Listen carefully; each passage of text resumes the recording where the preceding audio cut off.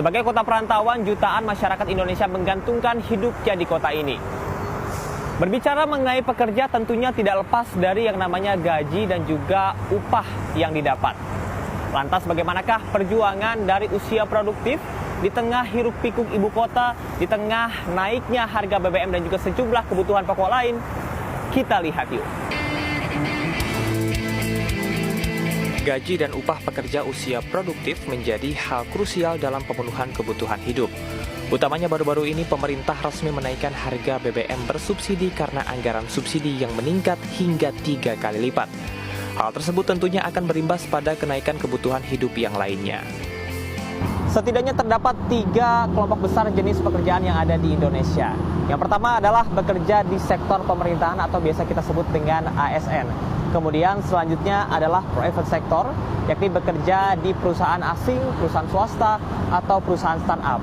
Dan yang ketiga, ini adalah salah satu jenis pekerjaan yang saat ini digandrungi di era digital, yakni menjadi content creator di media sosial. Dari ragam jenis pekerjaan, Gubernur DKI Jakarta Anies Baswedan mengajak milenial untuk menjadi PNS di lingkungan Pemprov DKI Jakarta dengan gaji fresh graduate berkisar 12 hingga 18 juta rupiah per bulan. Angka yang cukup menggiurkan. Untuk masuk di Jakarta, fresh graduate S1 itu range-nya antara 12 juta sampai 18 juta per bulan yang mereka dapatkan. Yang itu sangat kompetitif dengan private sector. PNS fresh graduate lulusan S1 termasuk ke dalam golongan 3 dengan rentang gaji pokok terkecil sebesar Rp2.579.400 hingga terbesar Rp4.797.000. Sementara untuk rincian pendapatan gaji PNS adalah jumlah dari gaji pokok ditambah dengan TPP atau tunjangan penghasilan pegawaian. TPP inilah yang jumlahnya berbeda-beda sesuai dengan posisi jabatan. Tidak semua pekerja di usia produktif memiliki kesempatan untuk bisa bekerja sebagai PNS dikarenakan kuota yang terbatas tentunya. Pada tahun 2021 saja ada sebanyak 4,5 juta pelamar, sedangkan yang diterima hanya berkisar 81.000 saja. Lebih spesifik lagi, CPNS di DKI Jakarta pada tahun 2021 ini mencapai 52.000. Sementara yang diterima ini hanya memperebutkan posisi 434 posisi saja. Artinya hanya 0,8% saja pemirsa yang diterima.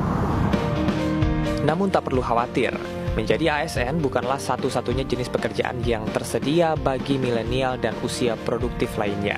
Sejumlah bidang pekerjaan non-PNS paling banyak diminati, diantaranya analis data, manajemen produk, desain, pemasaran dan bisnis, marketing PR, hingga keuangan dan akuntansi. Data menunjukkan 18% lapangan pekerjaan yang ada di Indonesia ada di Jakarta. Namun, warga asli Jakarta sendiri hanya mengisi 4%. Sementara sisanya diisi oleh pekerja perantauan dari luar Jakarta. Upah minimum di ibu kota saat ini diatur dalam keputusan Gubernur DKI Jakarta nomor 1517 tahun 2021 sebesar Rp4.641.854. Meski mempunyai standar gaji tinggi dibandingkan dengan daerah lain, namun biaya hidup di Jakarta juga tergolong tinggi. Sebut saja untuk kebutuhan tempat tinggal seperti indekos yang berkisar 850.000 hingga 3 juta rupiah per bulannya. Biaya makan di warung nasi atau kaki lima bisa mencapai 20.000 untuk satu kali makan yang jika di total per bulan mencapai 1,8 hingga 2 juta rupiah. Biaya transportasi umum mencapai 616.000 per bulan, belum lagi kebutuhan lain-lain serta tabungan dan dana darurat. Nah, untuk mengetahui bagaimana dunia kerja usia produktif di luar sektor pemerintahan di Jakarta, kita akan membagi berdasarkan pengelompokan pendapatan penghasilan, yaitu di bawah UMR, serta di atas UMR Jakarta hingga lebih dari 10 juta rupiah per bulannya. Pemirsa, sekarang saya udah janjian sama teman kosan saya yang dulu di kawasan Keramat Raya waktu pertama kali berkarir di Jakarta, dan namanya Ratna. Jadi kita bakal wawancara, bakal tanya-tanya gimana pengalaman dia dan usaha dia untuk bekerja di Jakarta. Yuk! Dulu waktu pertama kali berkarir, jadi ada di Jakarta, itu ngekosnya di sini. Gitu. Kosannya berapa sih Ratna? 700 ribuan. 700 ribu, murah banget. Di Jakarta Pusat 700 ribu. Oke, Ratna sekarang kesibukannya ngapain aja nih? Kerja, masih kerja. Kalau boleh tahu penghasilan per bulan tuh berapa? Ya basicnya sih UMR, cuman kan belum lagi potong pajak, terus potong BPJS gitu-gitu. Oke, dengan penghasilan seperti itu, bagaimana nih cara ngatur keuangannya mulai dari kosan, makanan, dan segala macamnya nih? Ya harus dikurang, kayak kosannya cari yang kayak gini lebih murah, terus kayak 700 ribuan bener. Kalau makan gimana makan? Makan kadang kayak sarapan dirapel sih ya, makan siap. Buat sebulan makan paling berapa ya, 1 juta kali ya. 1 juta ada ya? Ratna mungkin hanya sebagian kecil dari sejumlah pekerja usia produktif yang harus pintar-pintar mengelola keuangan untuk mencukupi kebutuhan hidup. Bagaimanakah dengan pekerja usia produktif dengan gaji di atas UMR?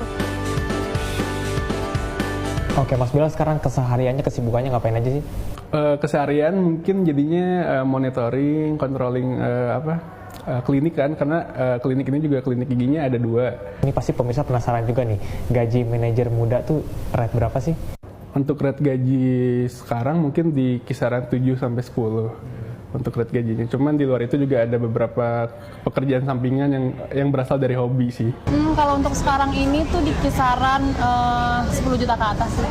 Setiap bulannya tuh selalu diplotingin, kayak misalkan 50% itu untuk kebutuhan sehari-hari yang emang kebutuhan pokok, terus 30%-nya untuk nabung, dan 20%-nya itu misalkan untuk kebutuhan happy-happy kayak belanja, ngopi, dan yang lain-lain. Sebenarnya kalau misalkan untuk kenaikan BBM ini kerasa juga sih. Pemirsa melihat kepada fakta bahwa persaingan di dunia kerja semakin ketat dan juga kebutuhan hidup semakin meningkat, membuat kita semakin sadar bahwa skill dan juga keterampilan terbaik perlu kita tonjolkan agar kita dapat memiliki daya saing. Bersama juru kamera Ade Ahmad dan juga Leman, saya Camar Henda, sampai jumpa.